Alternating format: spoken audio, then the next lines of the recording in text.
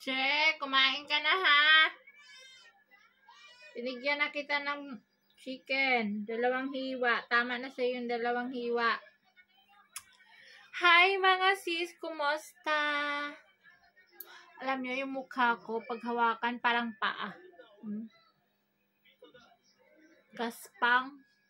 Kahit gaano mo kalagay ng lotion, 24 hours lagay mo, gaspang pa rin. Parang maraming buhangin. Kakainis hawakan pag ganun, no?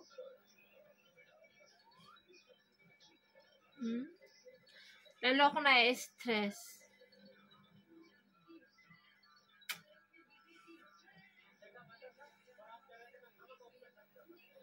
Ang sarap kuskusin ng liha. Alam niyo yung yung pangpakinis ng kahoy. Ang sarap ganunin. Kain tayo mga sis.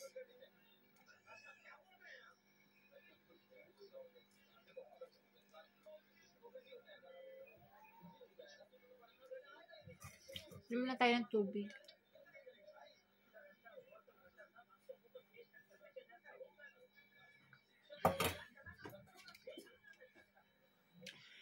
May akin ng ketchup, be? Sige na.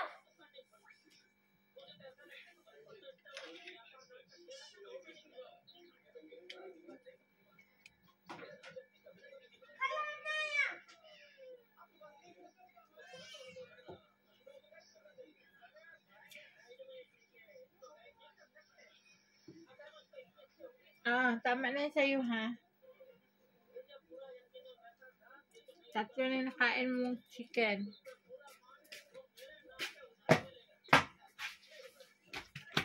Ano ba yan? Oh! Kuya ng tissue. Punasan mo yan. Yan ay punas mo? Kalin kita.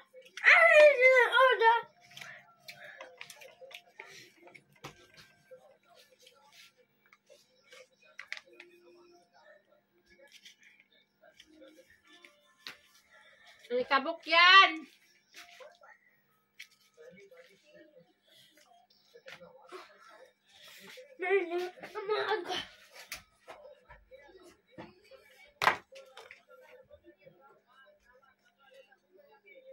Dalawang pirasong tortang talong.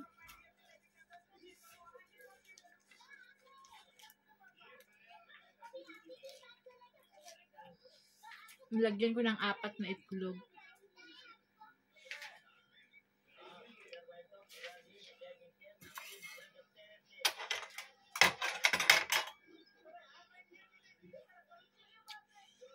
Sa mga sis, ano nyo ma-recommend nyo na maganda for face? Kasi parang this time, nag-iiba yung balat ng mukha ko. Parang siyang nag-change skin, nagbabakbak na maliliit-liit. Ganun. Wala naman ako nilalagay. Wala akong skincare, wala.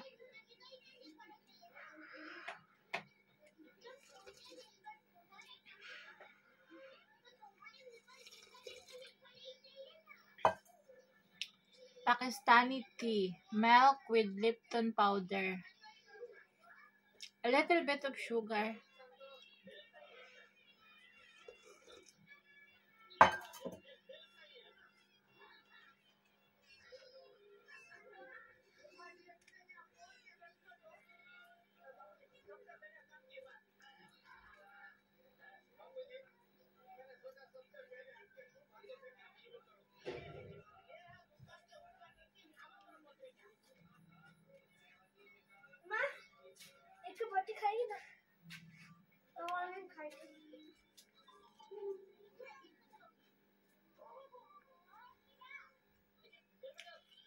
Same!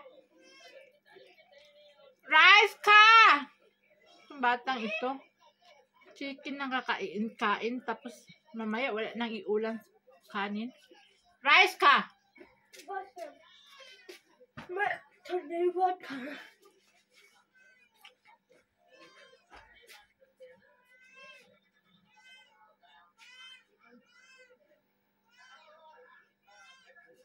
Ikaw ayaw mo ng chapati ha, ayaw mo ng rice ha. Mayaman kang pusa ka.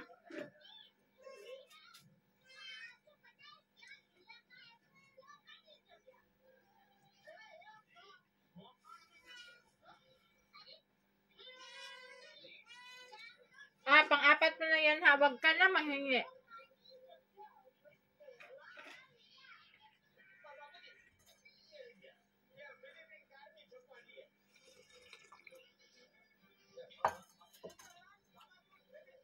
Arte-arte mo. Ulam lang kinakain mo.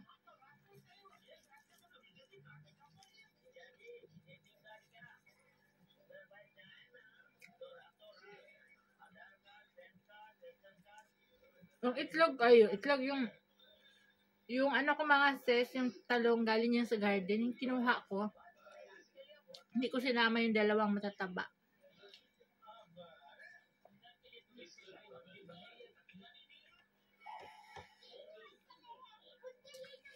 Di ba naglawoy ako kahapon?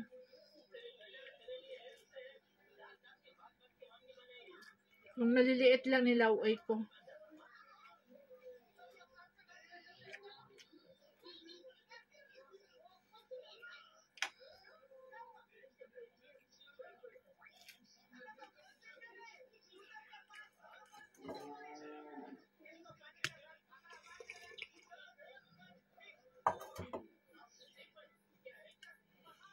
Tayo pa nga Pilipino na pag kumain, kailangan may kape. Pag walang sabaw, kape.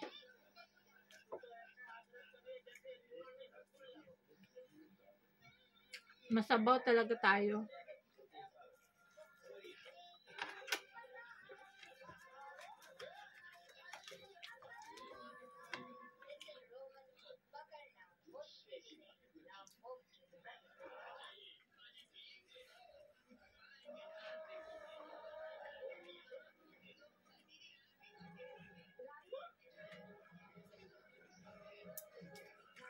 Yung mukha ko, kahit anong ginawa ko na, nilagyan ko ng maraming lotion sa gabi. Ganun pa rin. Nilagyan ko ng aloe vera, ginanyan ko sa fresh na aloe vera. Wala pa rin.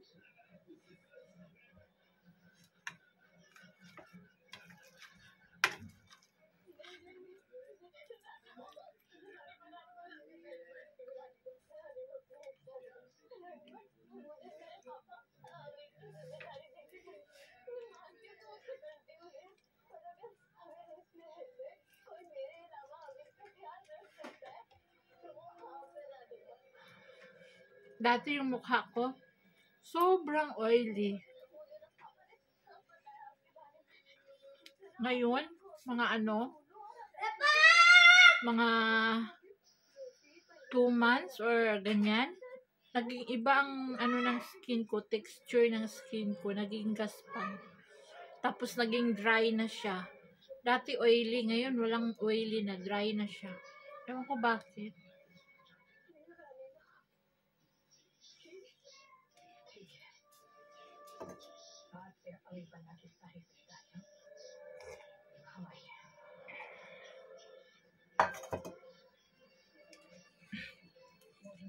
Baka may problema sa loob mga sis, Kasi kapag may problema sa loob ng mo, katawan, nagre-reflect sa panlabas.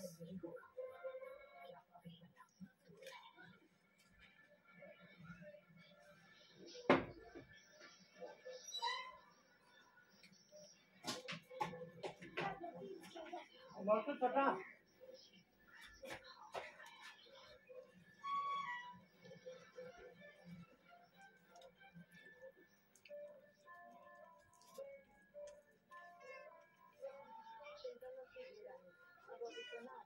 Bas!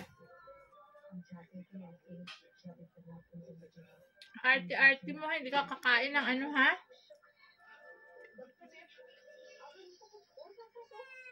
Chicken lang kinakain mo. Pag beans, ayaw mo din.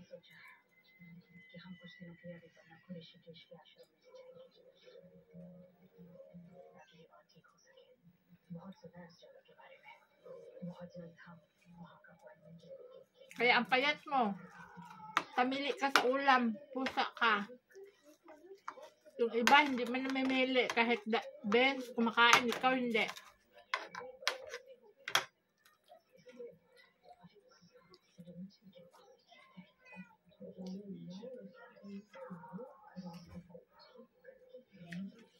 Gulay, ayaw mo din.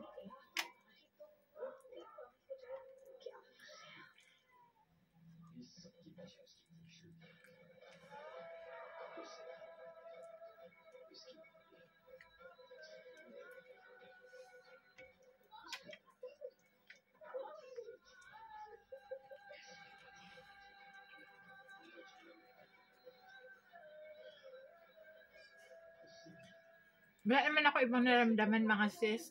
Yung mukha ko lang talagang problema.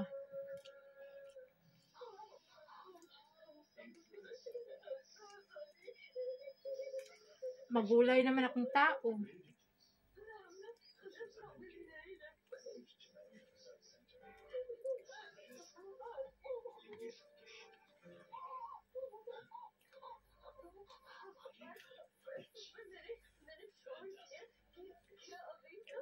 Nabusog mo siguro siya, tumahimik na.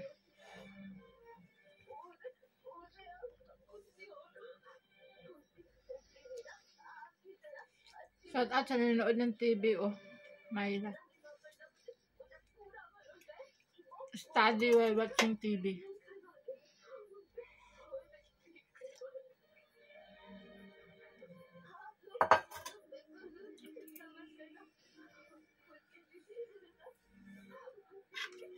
Lalo na siguro pag sobrang lamig yung mukha ko. Para na tubuhangin.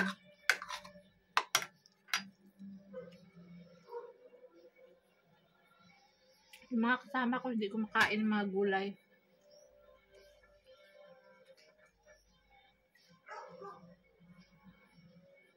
Ano lang sila, beans. Mga ganito, mga dahon-dahon.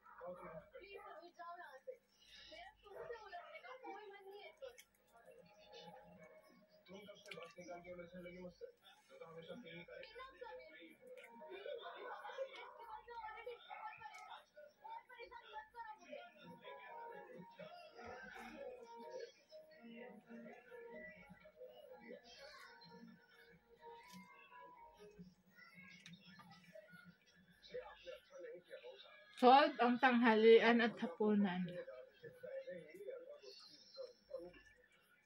5 o'clock ng hapon. Gabi na.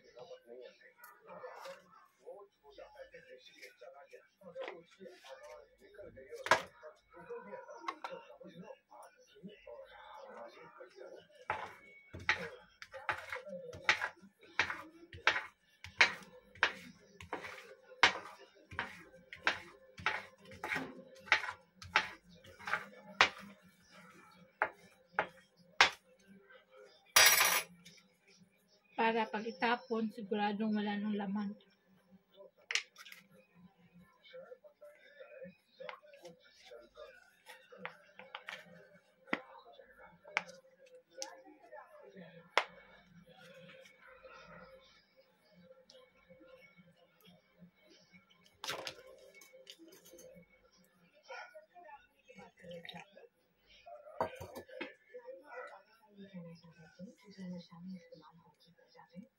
उनका कहना है कि हम खुद उसका ख्याल अच्छे से रखें क्योंकि जरा सी भी लापरवाही हुई तो सब कुछ राख हो जाएगा इसी वजह से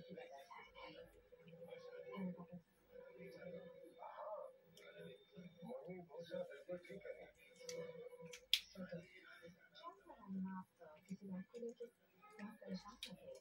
हाँ, कल हम अभिमन्यु को ऋषिकेश ले जाने वाले थे ना ट्रीटमेंट के लिए, तो वहाँ के जो स्पेशलिस्ट डॉक्टर हैं वो अमेरिका से वापस ही नहीं लौटे हैं, तो उन्हें और 15 दिन लग जाएंगे वापस आने। अब अभी कितना तक ट्रीटमेंट है वो लाके चला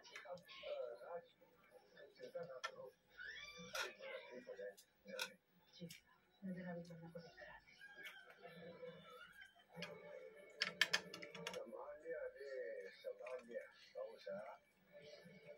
कौन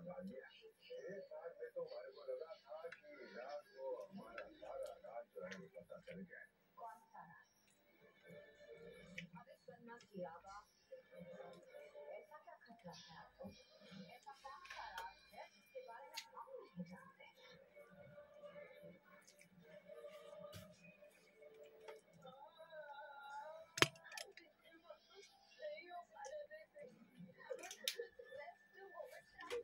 Shout out sa lahat sa mga nagsabi nanood at nanood ng I'm watching without help, without skipping ads, because ito lang yung matutulong ko sa'yo. Maraming salamat. Talagang pinapakain nyo pa kami dito sa bukid. Thank you.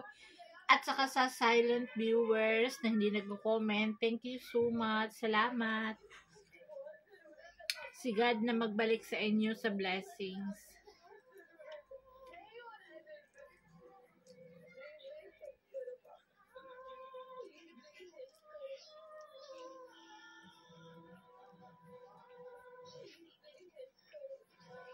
Actually, nagre-reply ako sa inyo sa comment.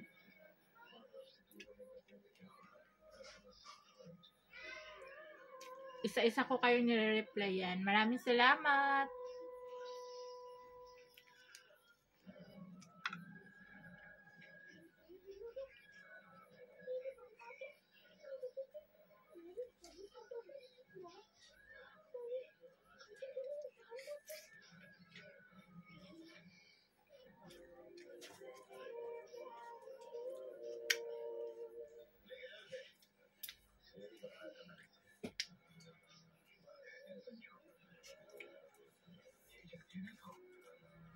Ganito ako kumain, walang isang botel na bigas na titira.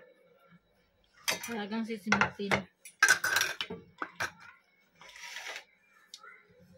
After kumain, magawa ng chapati para sa mga sama sa buhay.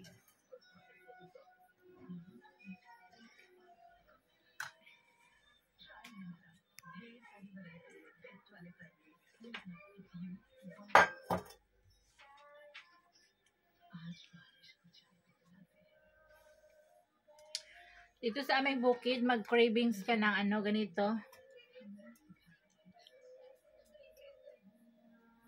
French fries, mga pizza. Malayo ang bayan. Kaya magtiis ka na lang. Kaya ako maitlog talaga akong handa kasi kapag nagki-cravings ako, grasya ng mga masasarap na pagkain, nagbo-boiled ako ng egg sa gabi.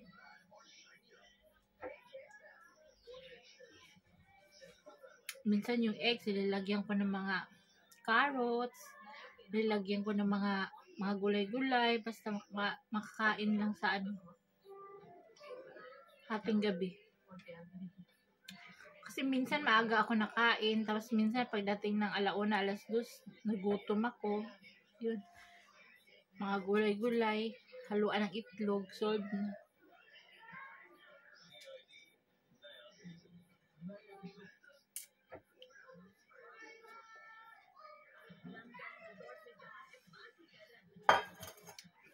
Ayun mga sis, share your thought, share your idea. Paano kinisin yung mukha ko. Gaspang. Mas ano pa yung kamay ko, hindi siya magaspang dito. Sa mukha ko lang talaga. Parang paa. Na nagbabakbak yung mga skin. Yung paa ko din nagbabakbak yung mga skin. Lalo na sa mga talampakan, sa mga mga finger toes, yung mga ganyan. Diabetic kasi, ganun siguro pag diabetic, So, thank you guys for watching. Salamat. And God bless everyone. God bless. And taga Cebu, talaga namang tumama sa inyo ang lindol, ang bagyo. Talagang ngayon, na-wash out ang isang party ng Cebu. Kawawa lahat, maraming namatay. Lahat nawalan ng bahay. talagang na-wash out. Mas mataas pa yung baha kaysa sa bahay nila. Walang natira yung mga sasakyan. Pagdating sa ganitong kalamidad, walang mayaman o mahirap. Talagang pantay-pantay. Babalik tayo sa itaas na wala tayong dala. No? Pag ganito, sobrang sakit ba yung iba nagpagod sa abroad ng ilang years, nagpundar, tapos sa isang iglap lang mawala ang lahat. Mabuti na isalba yung buhay kaysa mga bagay-bagay na material. Importante talaga ang buhay. Hindi mo naman madadala yung mga material na bagay kapag ganitong sakuna. Siyempre, unahin mo yung buhay mo, mga mahal mo sa buhay, di ba? Nakataas, nandun na sila sa taas ng bubong nila. Sobrang kawawa. Tapos hindi ka agad-agad ma-rescue kasi nga ang daming nag-aano ng rescuer. Kaunti lang ang rescuer, tapos ang binaha parang ilang barangay, di ba? Super sad ang nangyayari sa Cebu. Sana makabangon silang lahat, magpapasko pa naman. Kaya yung mga mayayaman na mga vloggers, donate your blessings sa mga sa mga nasalanta sa Baguio, sa Cebu, sa bandang Cebu. Kasi sila yung pinaka-apektado. Maraming mayaman na mga vloggers. Buti pa yung mga vloggers nakakatulong, pero yung mga ibang politician, hindi sila magpapakawala ng yaman. Grabe. Hindi nyo madadala sa yan kung mamamatay na kayo. Saludo ako dun sa mga vloggers na mayayaman talaga na nag-donate, pumunta doon. Talagang nagsakripisyo, no? To help other people talaga sa kapwa natin mga Pilipino. May mga vloggers na ganun, talagang makikita mo sa Facebook na talagang pumupunta sila. Sila mismo naghatid ng tulong sa ating mga kabayan na nasalanta ng bagyo. Nasalanta ng lindol. Yun. Nakakataba ng puso. Grabe. Kung ako, mayaman lang ako, pupunta agad ako, lilipad agad ako ng Cebu. Kaso, hanggang itlog lang muna tayo ngayon. Hanggang 3-4 na tray lang tayo muna ng itlog ngayon. Malay nyo, one day, magiging mayaman ako. Ito, naka-documented ito. Pupunta ako sa Cebu. O diba? God bless everybody and keep safe everyone. Guys, bye!